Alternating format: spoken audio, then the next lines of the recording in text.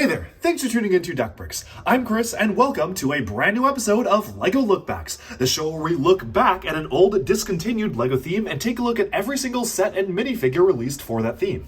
Today's featured theme is LEGO Unitron. It's a pretty obscure, strange LEGO space sub-theme that only really lasted 2 years, and for one of those 2 years was only exclusive to North America, meaning that most of the sets didn't even release in Europe or Asia. Here are the only 2 Unitron minifigures that were ever released. They are the gray and yellow ones right here. One of them had a specialized new printed helmet as well as a brand new face. He was kind of like the captain or commander of the Unitron sub-theme, and the other one reused some older faces from previous LEGO sub-themes that were introduced around that era, and they basically just shared the same torso. So not a lot of sets, not a lot of differentiation between the figures, but overall, it was a really interesting sub-theme to take a look at, and of course, I'm sure that one of the main sets, probably the reason why everybody clicked this video, was the great big monorail. That was the largest LEGO monorail ever made. It was the Unitron Monorail, and that was actually the last monorail that LEGO ever made, ever. They started off in the 1990s, releasing the Airport Shuttle and the Futron Monorail, but this was really the final one in 1994. We got the last LEGO monorail. There were only 3 ever released, and you can see all of the LEGO Unitron sets laid out right here, and there were basically only 4. So first off, right here, we have the main one. This is the big one. This is the one that everybody really wants to see. And it was basically the main Unitron monorail released in 1994. The next year, we got a series of 3 different sets to kind of coincide with that. We had the main base, which was released in 1995, came with a little spaceship as well. We had the Starhawk 2, which was the main spacecraft of the Unitron, also released in 1995. And finally, just a wheeled vehicle in the form of a rover, also 1995. But here's the catch, this, and this were only released in North America. So basically the only worldwide Unitron release set was this one right here, which was the monorail. So let's now take a look at every single LEGO Unitron set ever. Obviously, I think the big focus that we want to talk about here is the monorail. There's a lot going on here. This is definitely, in my opinion, the best LEGO monorail ever made. It makes sense because it took them a few years to really perfect the concept and get it right. And this has a lot of really interesting features that I honestly didn't even know about before I built it myself, such as special docks for the cockpits to be able to swap off onto different platforms interchangeably with the other sets in the theme. And of course, a lot of different functions and new track elements made just for this monorail. Let's take a look at this, plus all of the other Unitron sets right now. So this was the monorail transport base. We have the space station Xenon here, the Starhawk 2, and the Crater Cruiser. Again, these 3 sets were only released in North America, whereas the monorail itself was one of the last LEGO monorails ever made, specifically because unfortunately it didn't really sell that well because for the time it was super expensive. At $125 in 1994, adjusted for inflation, that is one of the most expensive LEGO sets. Obviously, nowadays we have far larger and more expensive sets, but back then it was kind of strange to have a single LEGO set be this expensive. So let's take a look at exactly how this functions. First of all, there is a switch on the monorail itself that allows you to turn it on. Unfortunately, on my copy of the set, the lights are no longer working, so there's supposed to be alternating flashing lights there. Everything else does work though. And the way that each monorail system worked, if you aren't aware, is that they have these specific arrows which allow you to control the direction of the monorail itself. So let's say I want it to go that way. We're going to turn this arrow here, and the monorail will take off like so. So right now, let's just have it run on the initial loop here. It's a really nice system because it just keeps going around. One of the coolest novelties of the Unitron monorail, or the monorail transport base, is it has a large wheel right here. So every time the monorail actually passed through this main base, the top radar dish would spin like so, which was one of my favorite features of the build itself. If you wanted to stop it, simply twist it right here. Then it'll come up and stop, and you can reverse the direction by just twisting it the other way. There you go, and you just have it going the other way. The way that all of these monorails worked was through a very simple system where, as you can see, there are little nubs sticking out of the engine here. It'll be easier to demonstrate it with the other older monorail. This was the Futron monorail. It was the first LEGO space monorail ever made, and you can see just attached on the engine block right here, there are little nubs sticking out of the side which determine the direction that it actually travels. There's the gear that it just spins to go along the track itself, and depending on the way that you have these pushed, it either goes forwards, backwards, backwards or comes to a stop. And if you're curious about how the light works, this is another light here. It basically has lights that go on top of a cover light like so. These are nice little cover light pieces that really were just around this era, and they pretty much were in use in this form until LEGO remolded these to have bars at the bottom for the LEGO Bionicle Baraki system sets, which we've basically seen those types of nubs ever since. Moving on backwards to the Unitron Monorail here, obviously you can have it go in a loop, but that was not the main feature of the set. And the main feature is probably what makes this my favorite monorail set ever. So let me demonstrate that right here.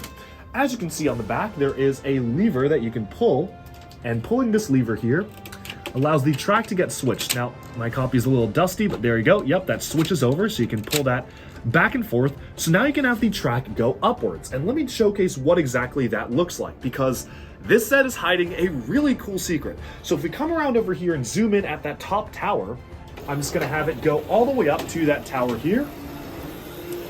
And as you can see, as it starts its approach, we are going up. And there you go, you have the shuttle that actually is able to launch backwards, but wait, you can then turn it around. The cockpit has actually detached. So there you go. That is a really cool system to allow you to be able to really play around with it and pretend like you're launching off one of the shuttle pods from here. And don't worry, that's not the last thing we can do with this, but let's leave that here for now. And it was a very seamless, just automatic transition.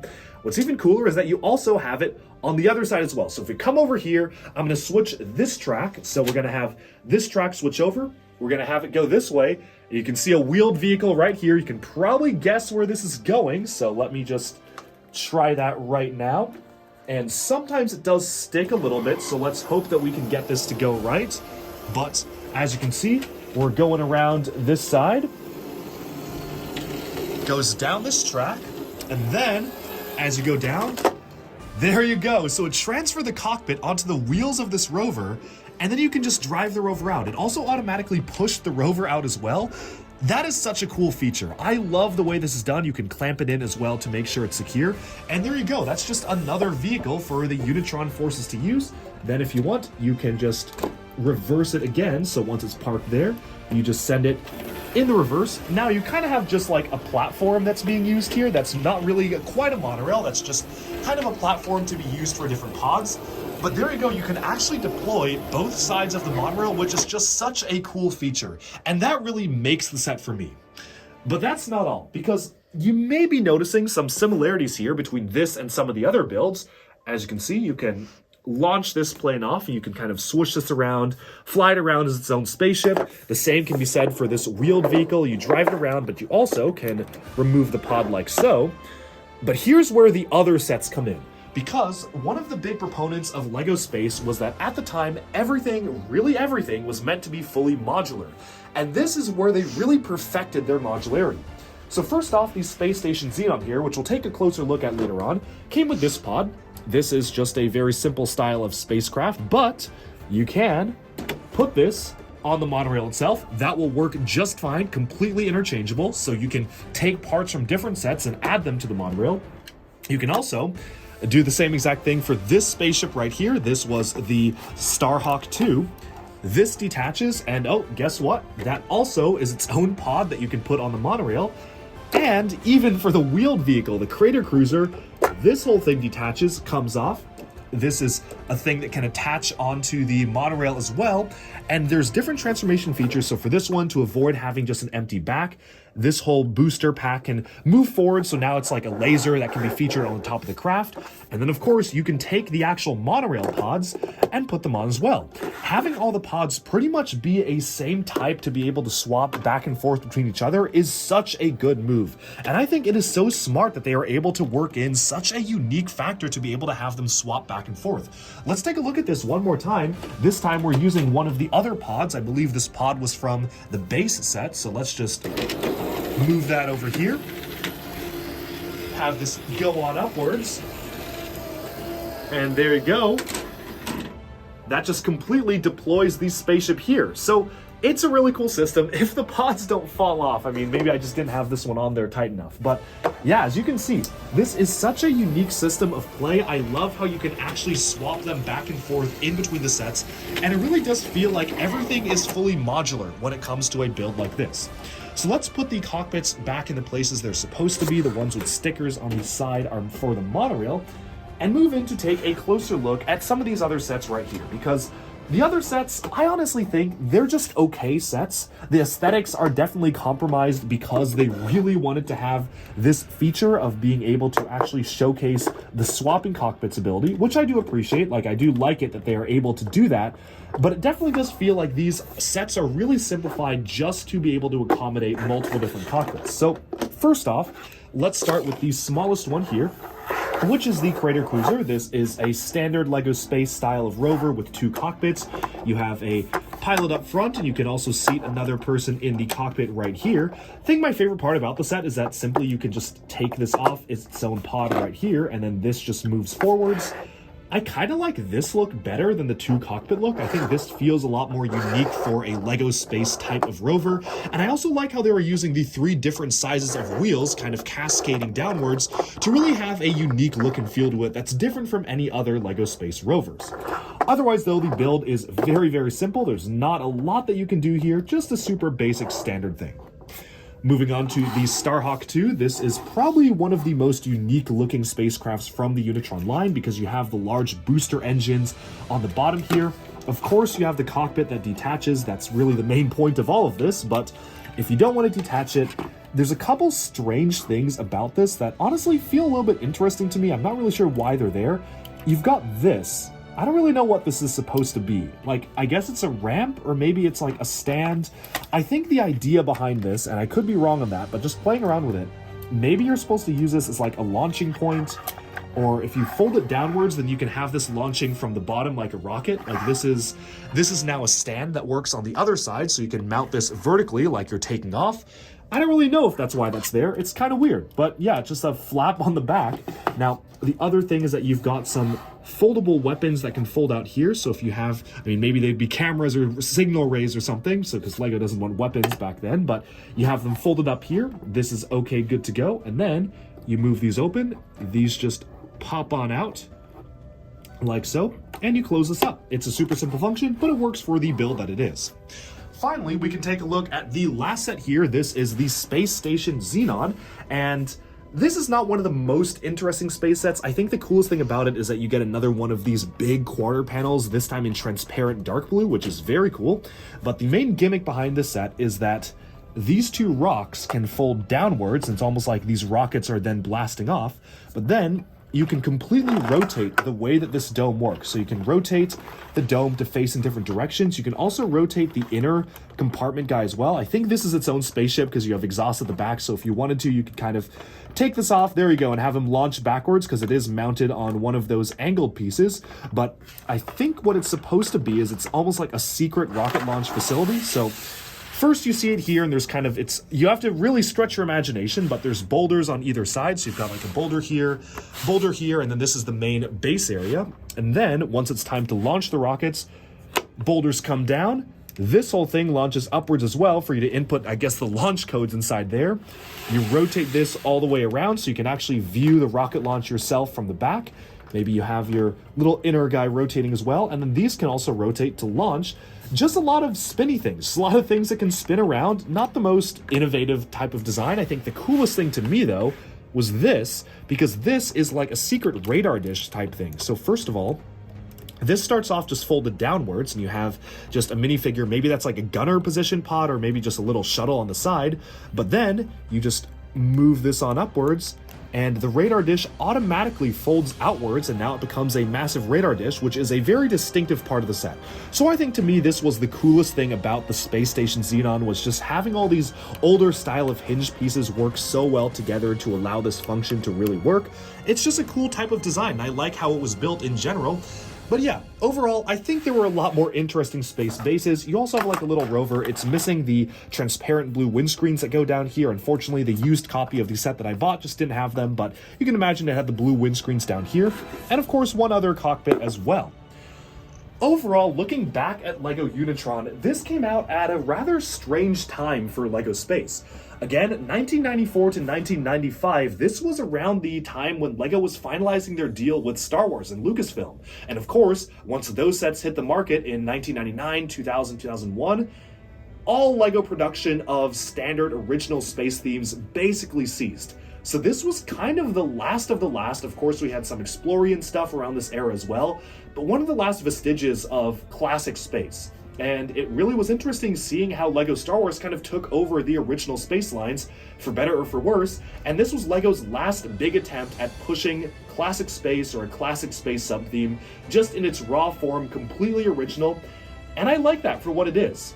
I think most people remember Unitron mostly for the monorail transport base, and folks probably don't really remember the other sets, especially if you didn't live in North America. There was no way for you to remember those other sets because they were exclusive to North America, probably because LEGO didn't really believe in the original space theme line success, especially as they were putting a lot of marketing into the Star Wars engine around this time. But it's cool taking a look back at what could have been if LEGO never got that license. Maybe LEGO space themes were heading in this direction. I, for one, am just glad we got a really nice monorail set. The monorail tracks are some of the most expensive LEGO pieces nowadays, but thanks to the wonders of 3D printing, you can actually make your own, where you can see I've just 3D printed basically a long track here. I found the model for this on Thingiverse, and this is like pretty high quality. Obviously, there's some differences when it comes to LEGO form, but if you want to, you can just 3D print the monorail tracks. You don't need to spend the obscene prices. I think every track piece is like $50 to $70 per track on Bricklink. The monorail itself is hundreds just for the motor and engine, so you do have to have the monorail, but if you do want to get a lot of track without having to pay too much, you can just 3D print your own track, and I'm actually selling some of these tracks on my Big Cartel store linked in the description below, and I'm going to use them in my main LEGO city, which I'm going to build right here.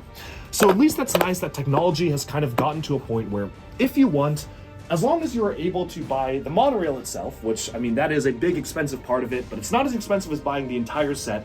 You can make your own track, you can make your own stanchions and whatnot, and I like that folks in the community are continuing to evolve the LEGO monorail system. This is not something that LEGO will probably revisit ever again. It's really funny because in 2016, when LEGO was introducing the new roller coaster, they actually recently revealed in the Secret Life of LEGO Bricks book that LEGO designers pitched them 3 new track systems. A monorail coming back again, so they were going to bring this back for LEGO in 2016, or a new style of train track system like standard train tracks, or a roller coaster. Obviously, I think we know which track system won here. You can see the roller coaster track right here. LEGO basically had the budget to make 1 new track system, and the roller coaster won out. And that was kind of LEGO Monorail's last chance at being brought back as an actual LEGO sub-theme, as an actual LEGO system. It had their chance. Roller coasters won. I'm gonna be honest, if I had to pick one, I probably would pick roller coasters too, just because it was something LEGO had never done before. Versus if you want a LEGO monorail, the resources are there for you to be able to build your own track and design your own pieces. And that's one of my favorite things about the LEGO community, is people continue to evolve and make it better. But I think with that, we've about summed up this look at LEGO Unitron and kind of a retrospective on the LEGO monorail type of sets in general. Let me know down in the comments below if you want to see me make more videos on the LEGO monorail system. I do own the other ones, the airport shuttle and the Futron monorail, so I definitely will make more videos on that if you want to see them. Otherwise, I think that about sums this up. Thank you so much for tuning in to this episode of LEGO Lookbacks. Be sure to like and subscribe for even more LEGO news, reviews, discussion, and analyses coming your way very soon. Thank you so much, and bye for now.